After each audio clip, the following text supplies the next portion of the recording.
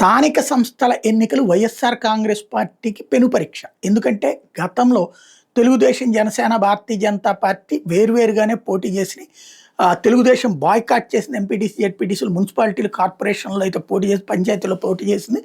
పంచాయతీల్లో 20% విజయం తెలుగుదేశం, 80% విజయం వైఎస్ఆర్ కాంగ్రెస్ పార్టీ.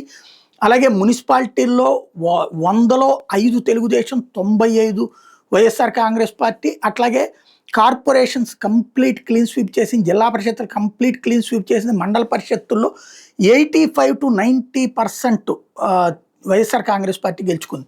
అక్కడ తెలుగుదేశం, జనసేన కలవడం వల్ల, భారతీయ జనతా పార్టీని పక్కన పెట్టి కలవడం వల్ల వీళ్ళిద్దరు కొన్ని సీట్లు సాధించినటువంటి పరిస్థితి అయితే ఉంది. ఇప్పుడు ఏం జరుగుతుంది? వైఎస్ఆర్ కాంగ్రెస్ పార్టీకి పరీక్ష ఎప్పుడంటే ఈ ఏడాది ఎండింగ్లో, ఖచ్చితంగా సెప్టెంబర్, అక్టోబర్, నవంబర్లో స్థానిక ఎన్నికలు నిర్వహించడానికి బాబు సర్కార్ సిద్ధమవుతోంది.